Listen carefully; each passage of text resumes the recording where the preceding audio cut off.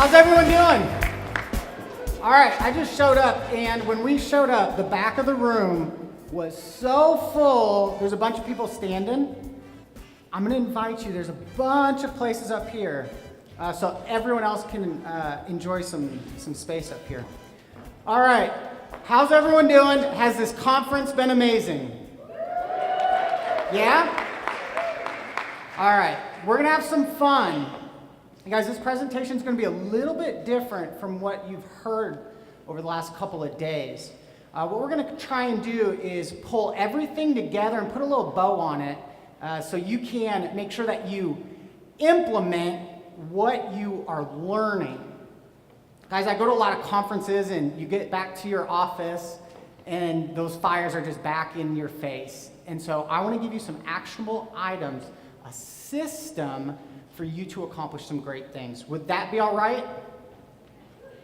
All right, I'm gonna need a little bit of energy. Will that be all right? All right. Woo! Love you back there. All right, nothing great comes from comfort. This is what we're gonna talk about today, is getting out of your southern comfort zone. I grew up in Iowa in the 80s. Look at these shirts. Come on, Mom. Grew up in Iowa,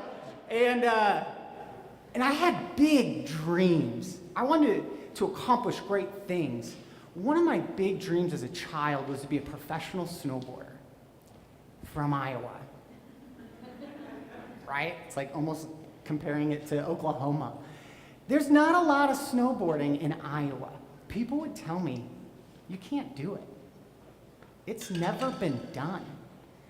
And I love it when people tell me, you can't do it. Anyone else love it?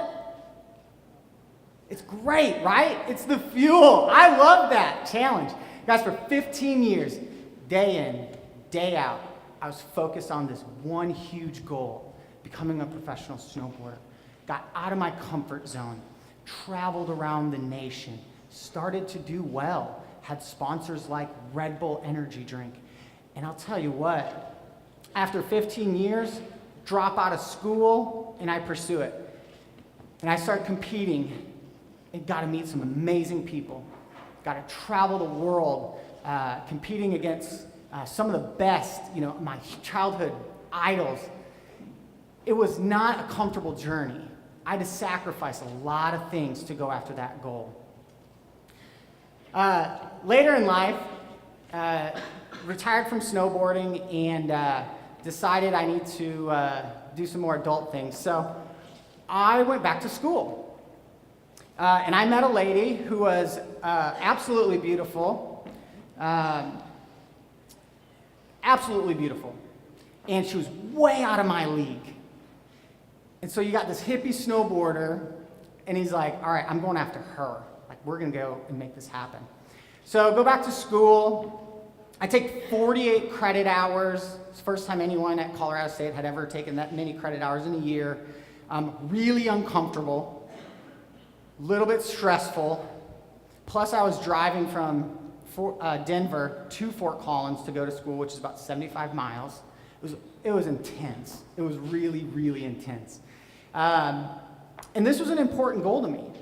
I come from a very poor, uneducated family. No one in my family has a 4-year degree. So I was a first-generation student, and I wanted to go back and prove to myself that I could do this. But also prove to just become a better person and try and get married. So it was awesome.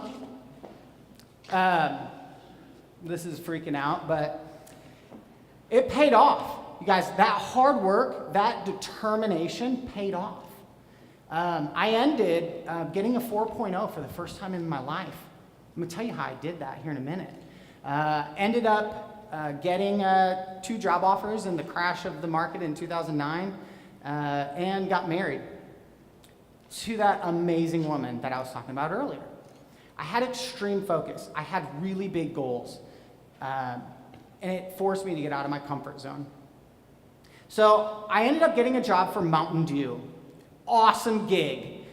As I told you, I was a sponsored Red Bull rider, and we'd taken all of Mountain Dew's market share, and so they hired me to try and get it back. And so they gave us $4 billion to spend on marketing. Fun budget, by the way. We just did crazy, ridiculous things. They're like, just remind people how intense Mountain Dew is. And anyways, come to find out, you're not going to beat Red Bull. And as we know today, there's still that Monster energy drink out there. They're the market leader. Got married, worked for Mountain Dew, and we decided to do something really uncomfortable. Got out of our northern comfort zone and we moved down south. Actually was driving to work and just married. My wife's family's from Oklahoma, and I was driving to work and I was praying one day and I was like, I just think we need to make a change. And actually saw an oil change sign. It was at a stoplight, and the change sign was like blinking. And I was like, really, that's gonna be my sign? A 50-foot neon change sign?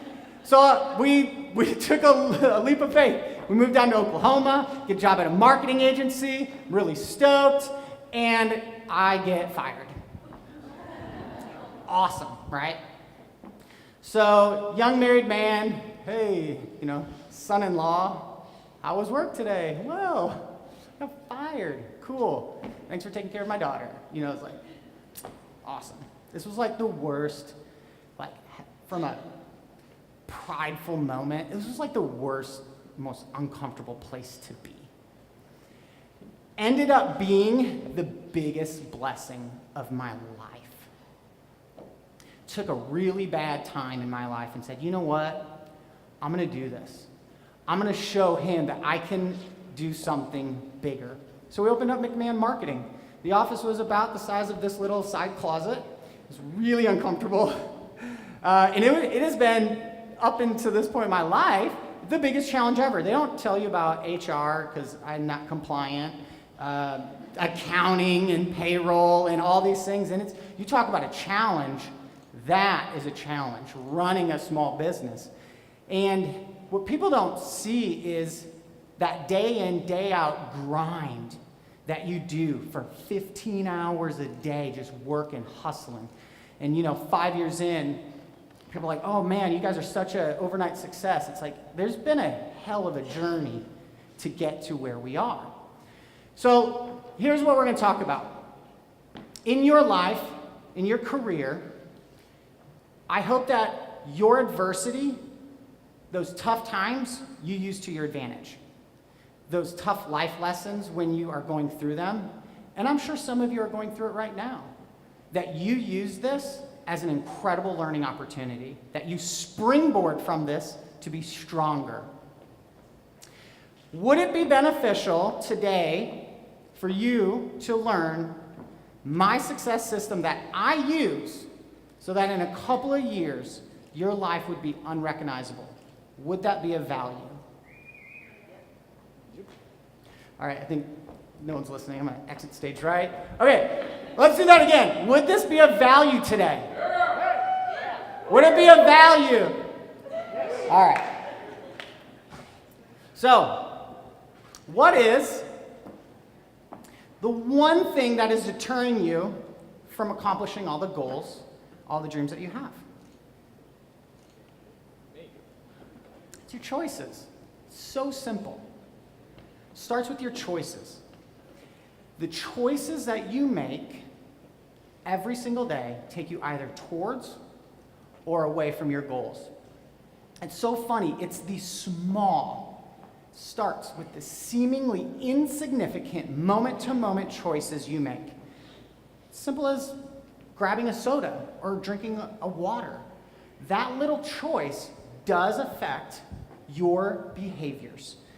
So each tiny decision that you're making really doesn't feel like it's making any sort of impact in your life. It has this compound butterfly effect, though. Every choice you make has a positive or negative impact on your goals. There's actually a part in your brain which I'm really fascinated with. It's called your RAS, your reticular activating system. Your RAS is this really creative part in your brain where if you set a goal, your brain will actually come up with creative and unique ways to accomplish it. So for example, one thing I did when I wanted to get that 4.0 in college, which by the way ended up paying for my entire college, when I left my house, there was a little sign on my door that said, what will it take to get a 4.0 today? Every time I left that house, I saw that sign and it kept reinforcing my brain, my RAS. This is my goal. This is what I'm going after. This is what's important to me. So I wasn't going out in college for Margarita Monday or Tequila Tuesday, Whiskey Wednesday, Thirsty Thursday, Fun Friday. My little butt was back at the library. But it forced me to always focus. Hey, Korey, here's your goal, here's your goal, here's your goal, here's your goal. It works. I'm going to tell you a little bit about it here in a minute. You guys, when I accomplished big goals, you saw it like at the Oklahoma City Memorial Marathon. I did that this year as one of my goals. You guys, when I cross that finish line, when you see people that are just working and grinding for that one big goal, man, I know I break down, I just cry like a baby. It's just intense. The challenge with our society today is we all want this immediate gratification. Get rich quick, lose 100 pounds. It's not real. Success takes time. It is that time is your winning factor, repeating these behaviors. In fact, Darren Hardy, one of my mentors, said, and I love this, what gives you short-term pleasure creates long-term pain. Go on, what you doing tonight? What are you going to do? Go get drunk tonight and forget everything that you learned?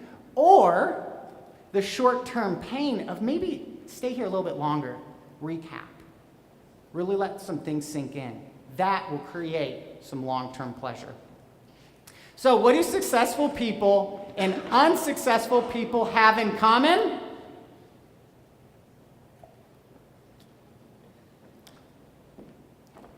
You guys, what they have in common is that neither of them likes what it takes to be successful, but the successful person does it anyways. When I was doing my marathon training this year, guys, we woke up at 4 in the morning. We'd literally start running at 4 in the morning. Do you know how awful that is? Has anyone run a marathon here? You're in 0.1 of 1% of people that have done it. It's impressive. Kudos. You know what's awful? Waking up at 4 in the morning in January when it's freezing to run, which is awful. Running is not even fun. But here's the deal. After 4 months of training, it's like 4 a.m. It's like, oh, well, 4 a.m. Of course, it's just a habit and it goes. So your choices become your behaviors. 60% of your day is a behavior state of mind that you're just in like zombie mode. Did you know that? 60% of your day you're just doing things. Those are your behaviors. You just behave. You drive down the same street to get to work every single day. Your behaviors become your habits. Trying to break a habit is really hard. So all starts with very simple choices. So let me give you my little secret system. This is the time to write something down if you brought something to write. 3-step process. Step number 1. Reflection. Reflect on your last year. It's unbelievable, you guys, the blessings that we all have in this room. We are so tremendously blessed. I get to work with and speak with some of the just greatest entrepreneurs, and what I have seen is those most successful people block out scheduled time for reflection. That reflection allows you to start planning on what you're going to do next. Number 2, what does success mean to you? I cannot answer this for you. Every person here, your definition is going to be very different than the person sitting next to you. You need to define this for yourself. For me, you guys, success can look in so many small little ways. It could be, one thing for me is I have to drop my daughter off every day at school. That's like I have to. Like that is my success measurement. I will be there, and it is so much fun. I will go on a weekly date night with my wife. So when I look at my annual plan, if I did not do that, I don't consider that a success. I need to focus on my spouse and give her the attention she needs. It's not something you can automate. So what does that look like to you? What does success mean to you? What does it look like over the next year? What are you trying to go after? You guys have learned so much great content at this conference. Start writing those goals down. Start writing those down of, hey, next quarter, this month, over the next 6 months, I want to implement what I learned. Write those different things down. And then the final thing is, well, what do you need to be successful? So you may have learned some things of, hey, I need some technology in order to help me, implement my marketing, to implement it or improve my brand. What are those things that you need? Do you need more training and education? Do you need to come back to this conference next year? Right? What do you need to be successful? That was a little plug. All right. Number 3, this is really fun. We actually manage the world's largest business coaching firm as a client. We manage their brand and their marketing. And one thing that they do, they teach us to business owners around the globe. Guys, this is so powerful. You write a letter to yourself. You date it 1 year from today. So, today is September 23rd. Let me give you an example of what a letter to yourself would look like. Dear, handsome, and amazing Korey McMahon, September 23rd, 2017. Remember I was talking about that Raz? Put your brain there. Wow, what an incredible year you've had, Korey. You were able to speak at Confluence. You took your child to school every day. You had a date night every week this year. You traveled to Spain. You got a promotion at work. You implemented new inbound marketing tactics. Whatever it is, you're putting your brain 1 year from today. Guys, this is going to help you uncover the most important goals that you have. Actually, what's really fun, we do this as well. You can write your own eulogy. So what do you want people to say when you die? Super fun activity. What's cool about it, we get a lot of laughs about that. What's really cool about it is it actually extracts your most essential core values, the things that you will not compromise. It extracts the things that you have been sent here on planet Earth to do, and you get to put that in paper. So it kind of is like a North Star for you to make sure that you're going in that right direction. It's really fun. We can talk about that more later. All right. What ties into your letter to yourself, the goal setting, let's talk about SMART goals. Chapter 1 in my book, we talk about SMART goals. Specific, measurable, attainable, relevant, time-based. Really simple. Every one of your goals has to be SMART. I am going to run a marathon by the end of the year. I am going to have a 50% increase in website visitors by the end of the year. Okay, you have to have something that is specific. Let's use marathon, it's really easy to use. It's specific, you're gonna run a marathon. Is it measurable? It's 26 god-awful miles. Is it attainable? I've done one before, it could be done again. Is it relevant? Yeah, it could be one of my health goals. And is it time-based? Yeah, I said end of the year. Run a marathon by the end of the year. Okay, that has every one of those attributes. What's really fun about when you're doing SMART goals, those that write them down outperform those that don't 10 to 1. Like, it's crazy. 10 to 1. I got creative when I opened up McMahon Marketing a few years back. I wrote down a goal. Since I'm my own boss now, I'm gonna go on 10 vacations next year. Does anyone else like to travel? Yeah. Woo, right? 10 vacations in a year. Has anyone done that? Sounds ridiculous, right? People laughed at me. They're like, you can't do that. You just opened your office. Like, you've got to hustle. It's like, yeah, but that's my goal. I like to travel. So in December, when I was writing those goals, my wife finds out, we're pregnant. I'm like, okay, which is awesome, super stoked. But I'm like, I now have to do 10 vacations in 6 months, really, not 12 months. Crap. Remember your RAS? My RAS is thinking 10 vacations, 10 vacations, 10 vacations. How are you going to do it? How are you going to do it? 10 vacations, 10 vacations. And I'm just thinking, comes January, right across my desk, Hilton from Philadelphia. They would like some training and consulting. I'm signing it off, and I'm just about to send it out. My RAS says, no. Remember 10 vacations? So I redid the contract. Instead of 1 airline ticket, 2. It's the Hilton. Instead of 2 nights, 5. They've got plenty of rooms, right? Send it in. They respond right away. Signed off on it. I was like, the Hilton is paying for our vacation.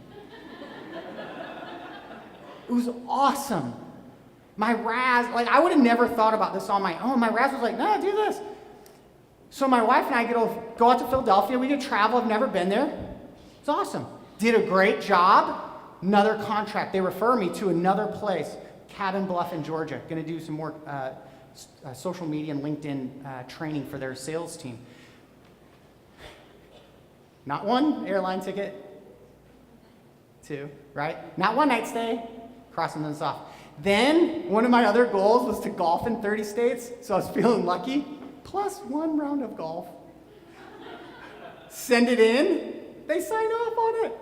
So they started helping me accomplish my golfing goal, my vacation goal, and I made a crap ton of money. 6 months, 10 vacations, all paid by other people, traveling around the nation, having a blast. Crazy, right? 1 goal, 1 dream, 10 vacations next year.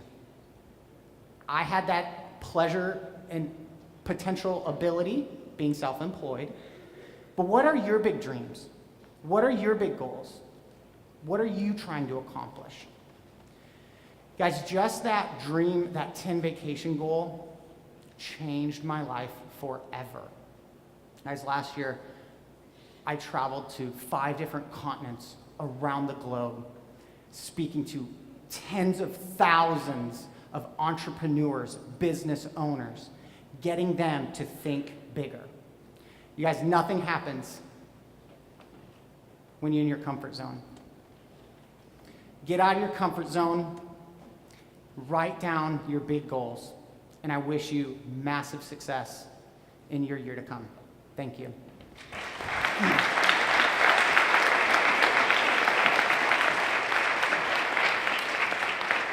All right, thank you, Korey. I've got a question for you.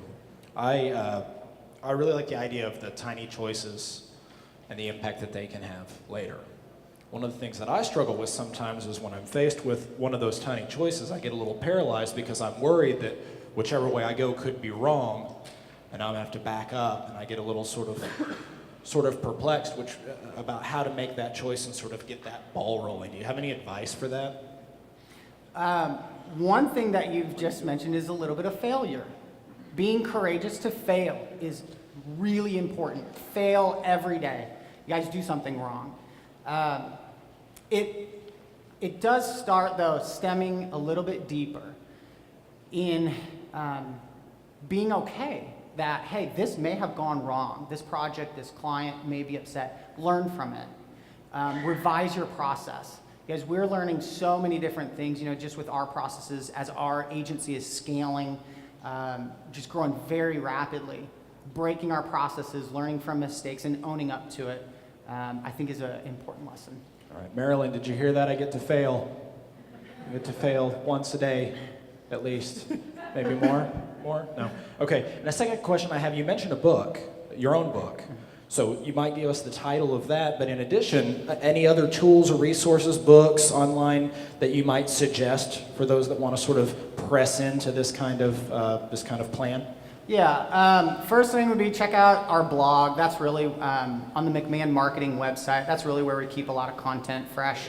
The book is Bottom Line Marketing Concepts to Advance Your Brand and Profits. You can get it on Amazon. My commission is 70% if you do the digital download, so do the digital download, much higher. Also some tools, tips, resources. You guys, if you don't subscribe to like Success Magazine, super powerful, simple, quick, easy to read. I'm a huge advocate of conferences and learning, so make sure everyone come back next year. Yes. And then honestly, man, it just starts with getting out of your comfort zone. Write down those goals that you have. Do something courageous, break something, fail, and just keep learning from your life. Okay, you're a former champion snowboarder. You just said break something. Yes, yes. Actually, I can still do backflips, still got a little bit of juice in me. Okay, well, I'd say watch your step, but I'm not going to bother. Ladies and gentlemen, Korey McMahon. Thank you, everyone. Appreciate it.